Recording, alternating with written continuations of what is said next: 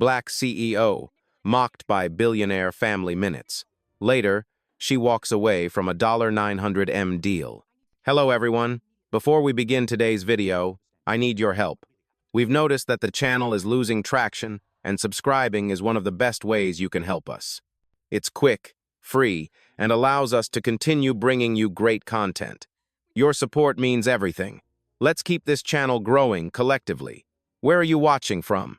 Drop your city or country in the comments below. Thank you very much. Now, let's get back to the story. Hey Blackie, go serve. The laughter that followed didn't echo its staff. Crystal chandeliers trembled above a sea of tuxedos and champagne flutes, but all Ava Monroe heard was the weight of that word.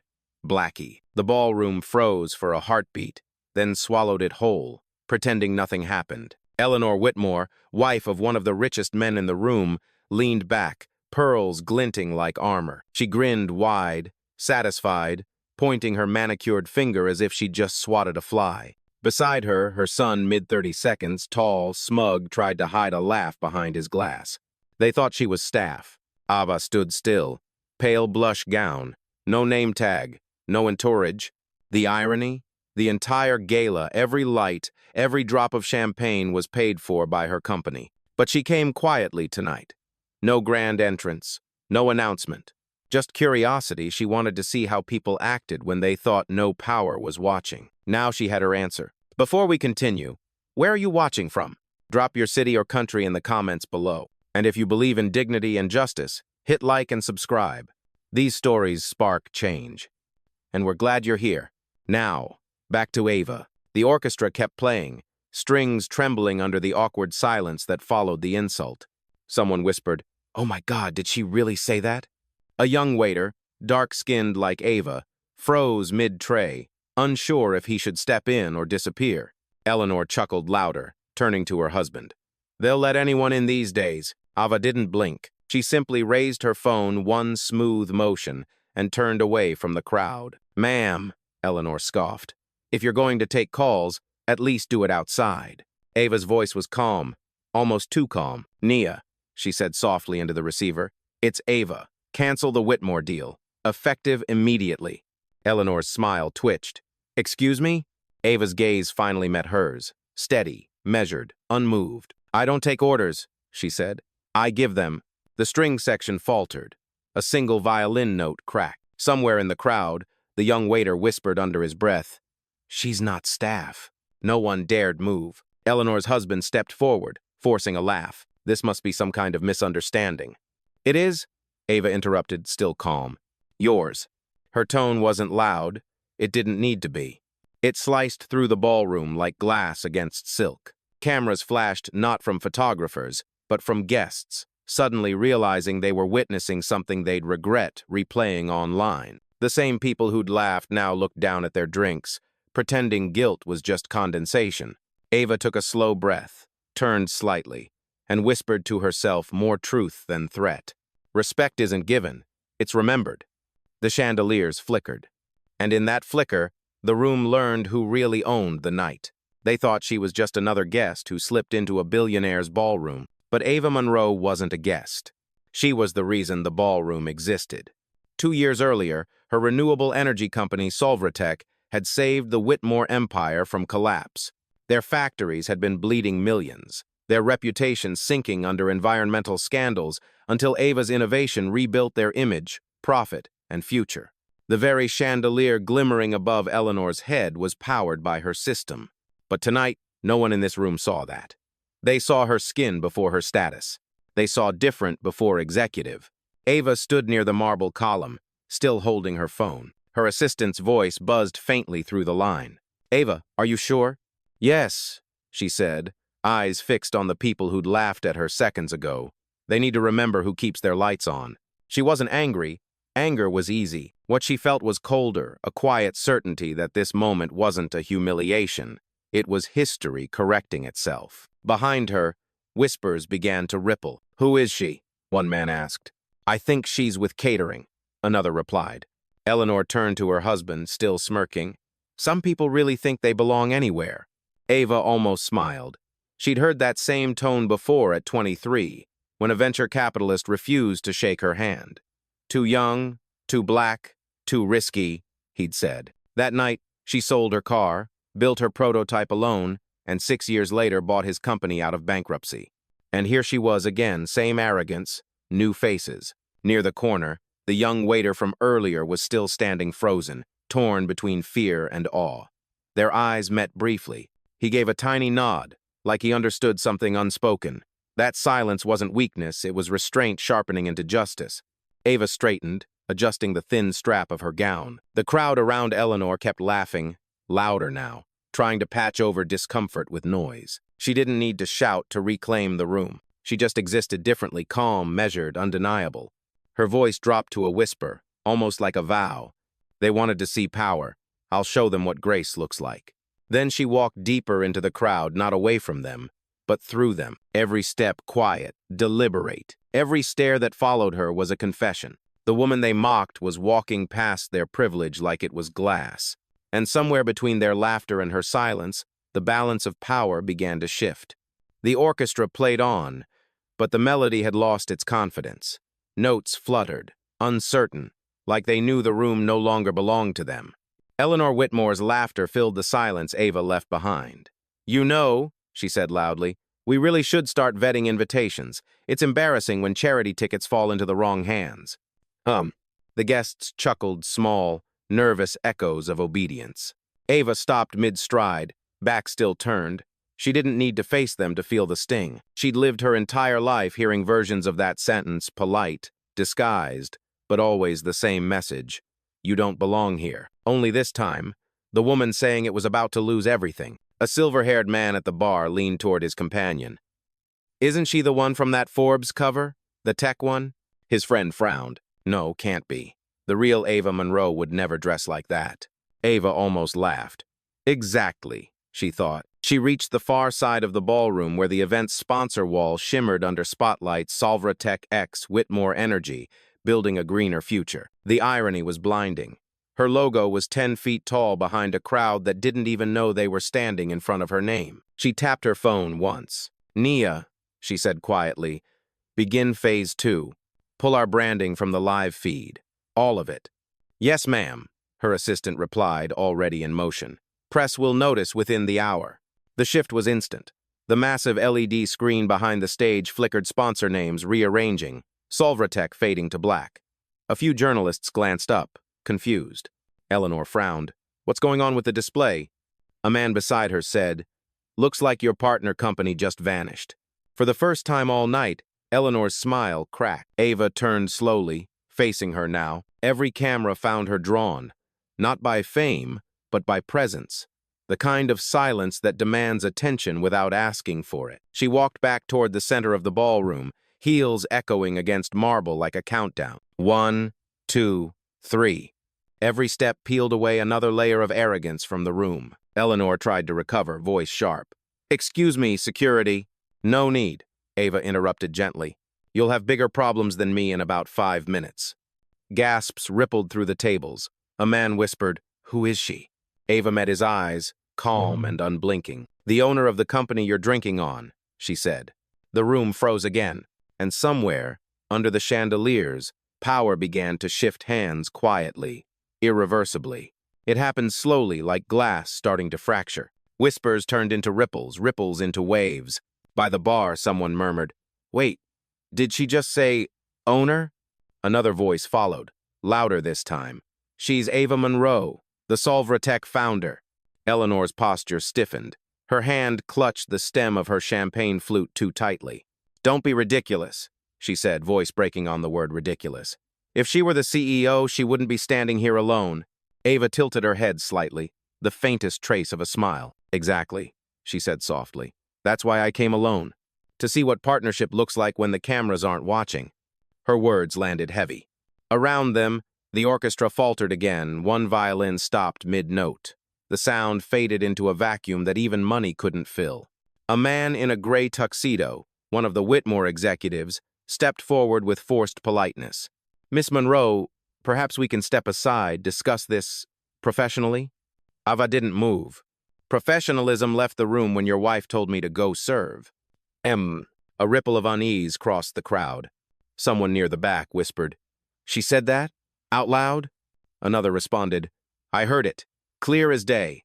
Phones were starting to rise, screens glowing like quiet witnesses. Eleanor glanced around, realizing too late that the room was no longer on her side. You people are exaggerating, she snapped. This is a misunderstanding. Ava's voice stayed level, every word measured. No, she said, this is a mirror. Ugh.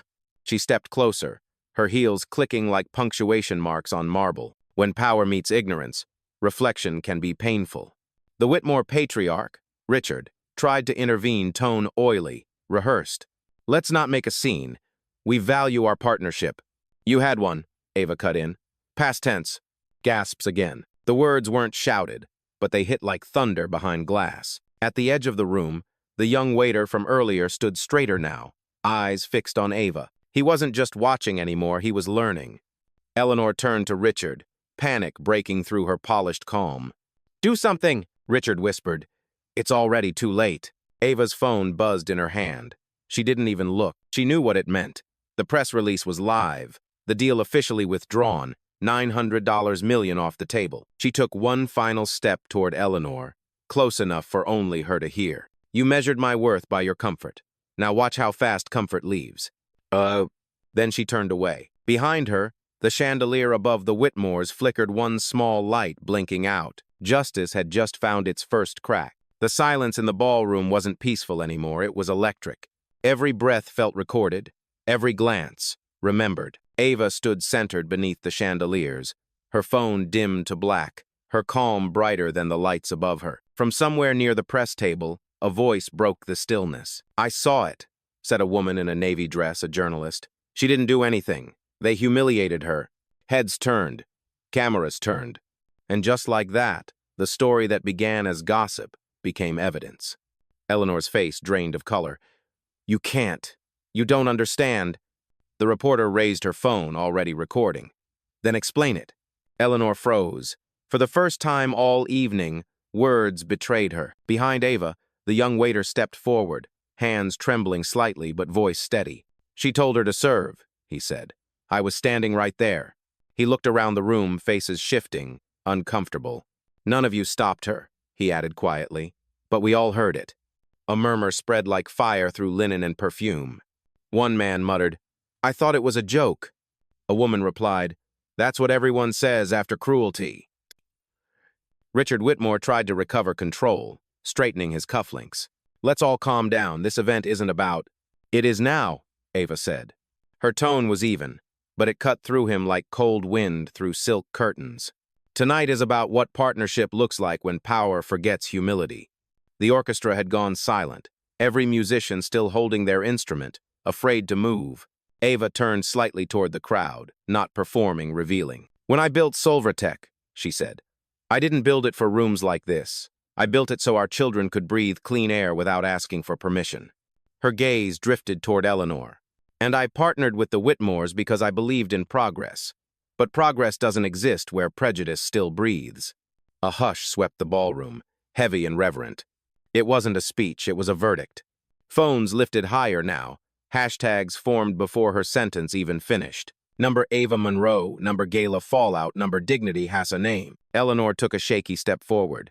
You can't just destroy us over one moment. Ava turned fully, eyes steady. One moment is all it takes to reveal who you really are. The crowd reacted gasps, whispers, slow nods. The young waiter whispered to no one in particular. She's changing the room. Someone answered softly. No, she's reminding it who owns it. Ava's phone buzzed again, her assistant's message flashing across the screen. Deal canceled. Statement live. Stock already dropping. She looked up, voice barely above a whisper. The truth doesn't need volume. It just needs proof.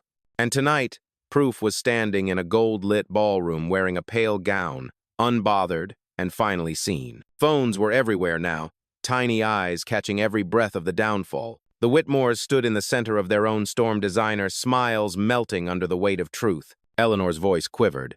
This is being taken out of context. Ava faced her calmly. Context is what people hide behind when their character can't stand alone. Richard tried to step in, tugging at his jacket like authority could still save him.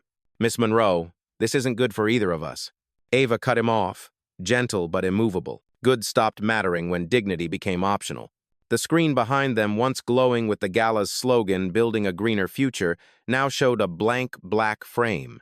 Then, suddenly, white text appeared, simple and damning. Statement from Solvertech. Effective immediately. All negotiations with Whitmore Energy are terminated. A hush rippled across the room. One guest whispered, "It's real." Another gasped, "She actually did it." Eleanor turned toward her husband, voice cracking. "Do something." Richard whispered back, "You can't stop a hurricane by shouting at the wind." The young waiter was still standing nearby, eyes wide, chest heaving. He whispered to himself, "This is justice in real time." Reporters began moving closer, their flashes like lightning against guilt. Ava didn't flinch. She simply adjusted her posture, regal, collected. Her presence was louder than any camera shutter. "I warned you," she said softly. "Partnership without respect isn't partnership. It's servitude dressed in diamonds." Eleanor's lips trembled. "You ruined us." Ava's reply was ice wrapped in grace. "No, you did that when you decided grace wasn't worth giving." The crowd erupted, some gasps, some quiet applause, others simply standing in stunned silence. The Whitmore's PR agent, pale and sweating, rushed toward the exit, phone pressed to her ear. Ava didn't look away. She turned, voice calm enough to echo. "The lights you built on arrogance just went out." And behind her, the chandelier flickered once more, one final warning before collapse. No one clapped at first. The sound that followed wasn't applause, it was awakening. Murmurs turned to words, words to voices. "She's right." She didn't yell once. Finally, someone called them out. The air felt different now, charged with something raw alignment. Those who once laughed with the Whitmores now kept their distance, afraid of being seen beside decay. The hierarchy that ruled this ballroom for decades was crumbling under chandelier light. Eleanor tried to recover her posture, forcing a smile that trembled. "Ladies and gentlemen," she began, voice desperate, "let's remember this is a charity event." A guest interrupted. "Charity starts with respect, then another, louder, and ends with accountability." The words landed like verdicts. Ava stood silent, hands at her sides, watching a room wake up to its own reflection. It wasn't vengeance, she felt it was balance. She didn't move, didn't raise her voice, yet the space had rearranged itself around her. The young waiter approached timidly. "Ma'am," he said, voice steady now, "thank you for not walking away when they insulted you." Ava turned to him, eyes softening. "Walking away changes nothing," she said. "Standing changes everything." "Ugh." From the back, a woman's voice rose the journalist again. "Miss Monroe, is the $900 million deal really gone?" Ava met haar gaze, unblinking. "Some things cost more than money," she replied. "Integrity, for example." A murmur of approval rippled through the crowd, the sound of conscience rediscovering itself. Guests began approaching Ava, not to flatter, but to apologize. One whispered, "I saw it happen. I should have said something." She answered simply, "Now you did." "Oh." Behind her, Eleanor's pearl necklace snapped, scattering beads across the marble floor. The sound echoed like punctuation, one truth breaking into many. Ava didn't look back.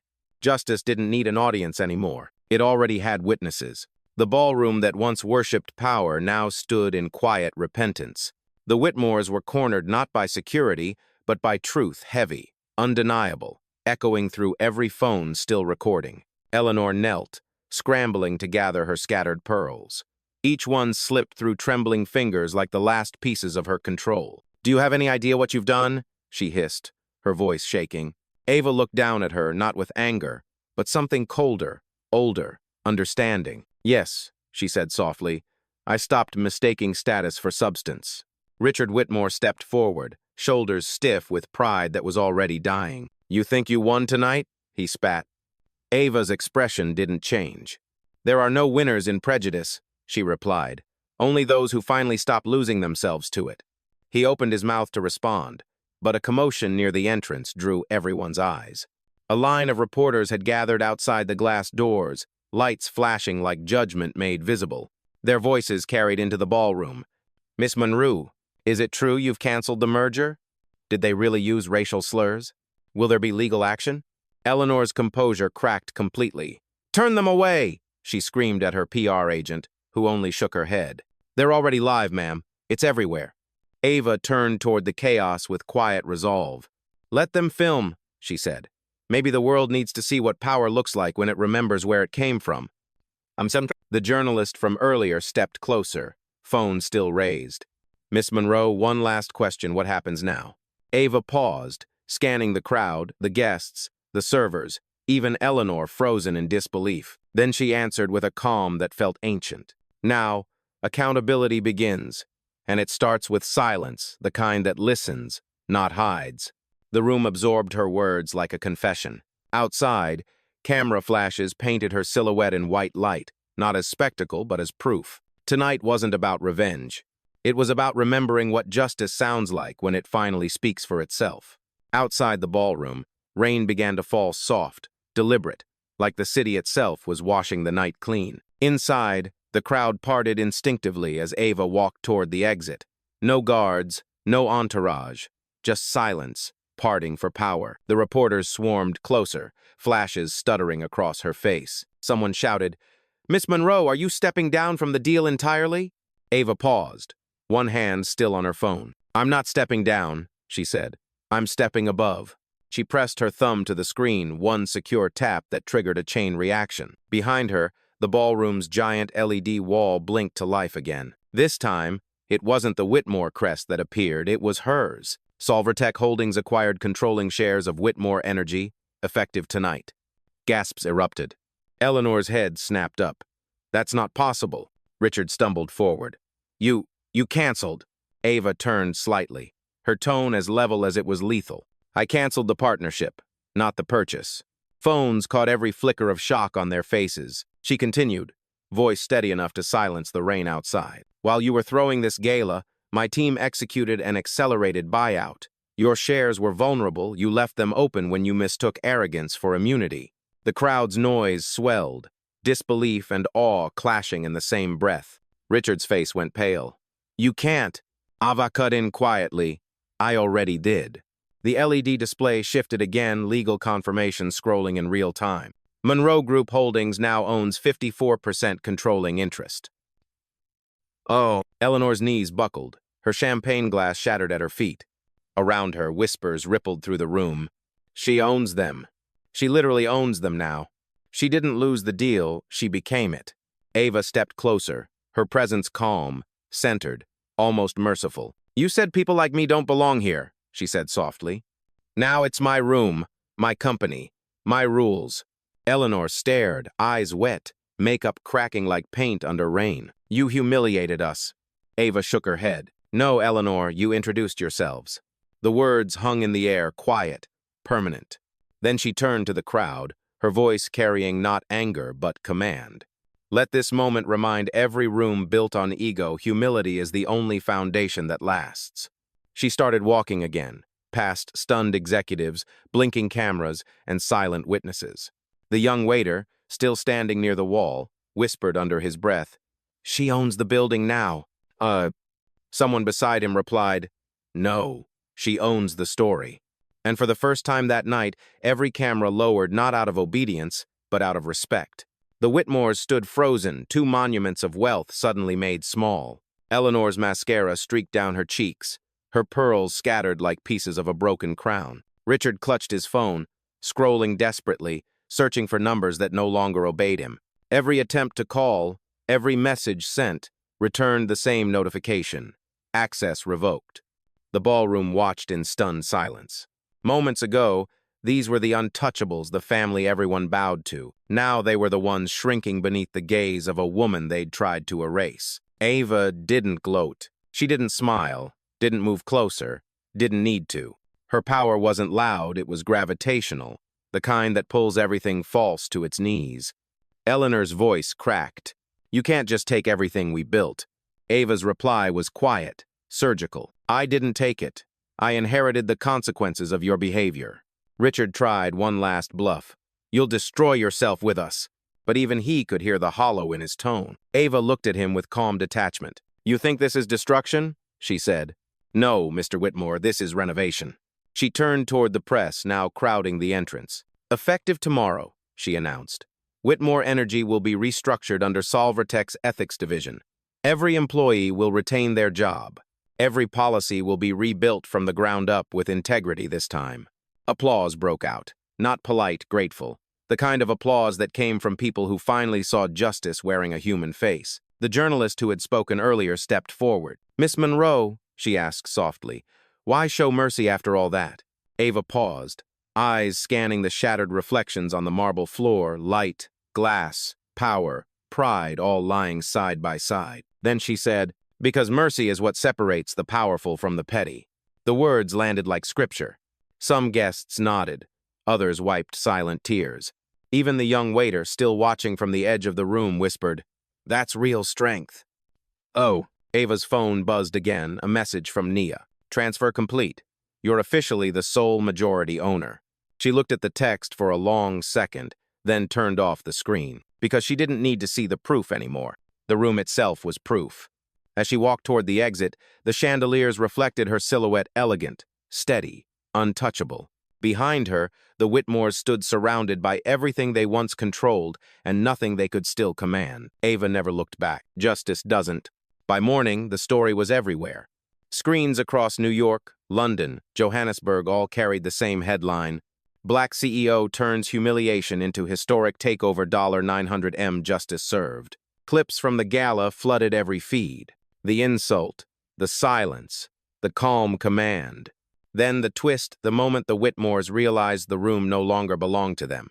Millions watched, replayed, captioned, dissected, but no one could improve on reality. It was already cinematic. In Solvertech's glass headquarters, sunlight spilled through floor-to-ceiling windows. Ava stood with her assistant, Nia, overlooking the skyline.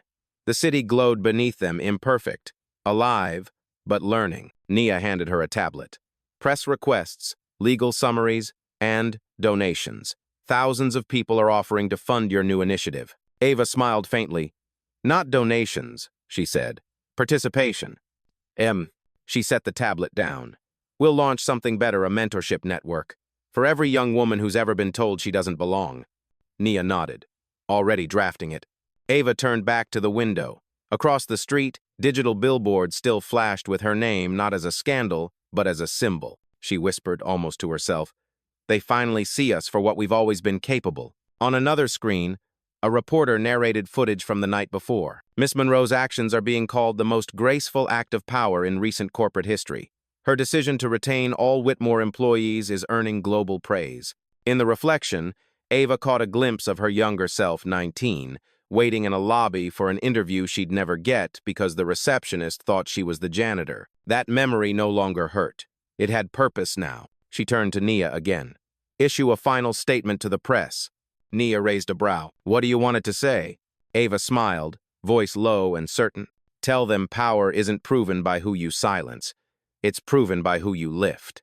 Down below, in the lobby of Whitmore Tower, soon to be renamed the Monroe Building, workers were already replacing the gold letters on the entrance. Tourists gathered, filming the change. A young girl in a school uniform pointed up and whispered to her mother, "She looks like me." And somewhere inside that simple sentence, the world shifted again. Ava watched from above, quiet and composed. For the first time in years, she allowed herself to breathe not victory, but peace. Because justice, when done right, doesn't echo. It settles. Weeks later, the world had moved on, or at least pretended to. But for those who watched that night unfold, something fundamental had changed. In boardrooms, in classrooms, in quiet corners of coffee shops where ambition met exhaustion, her name was still spoken like a turning point. Ava Monroe. The woman who didn't raise her voice yet shifted an empire. At Solvertech headquarters, a bronze plaque now hung in the main lobby. It read, "Dignity doesn't beg for space, it owns it." No logo, no signature, just truth. That morning, Ava arrived early. No cameras, no entourage, just the same quiet steps that had carried her through every battlefield disguised as a ballroom. Security nodded with respect as she passed. In her office, the air smelled faintly of rain and renewal. Nia entered with coffee and a grin. The mentorship program's already oversubscribed, 3,000 applicants in 12 hours. Ava smiled softly. "Good, that means they're ready." Ugh. She took the cup, gazing out at the city below, tall, loud, unaware of how much grace it took to stand above it without losing yourself to it. Her phone buzzed once. A message from an unknown number. For what it's worth, I'm sorry. E. Whitmore. Ava stared at it for a long moment before setting the phone down. Forgiveness wasn't weakness. It was wisdom learned the hard way. She whispered to herself, let her rebuild if she can, just not on anyone's back this time. Outside, the First Monroe Foundation banners were going up: equity, access, integrity. 3 words simple enough for anyone to understand, powerful enough to outlive her. A knock at the door. The young waiter, now in a crisp suit, stood there, nervous but proud. You said to come by when I was ready, he said. Ava smiled. And are you? He nodded. More than ever. She gestured toward the empty desk near the window. Then start here. It's your turn to take notes on how power should sound. He looked at her eyes wide, grateful. Thank you. She shook her head. No. Thank yourself for staying when silence felt safer. As he walked out, Ava glanced once more at the plaque on the wall. The words shimmered in the morning light, a reflection rather than a monument. Justice had spoken once clearly, completely. Now it didn't need to speak again, because Ava Monroe wasn't just the woman who ended a deal. She was the proof that power could exist without cruelty, and that dignity, once seen, never disappears.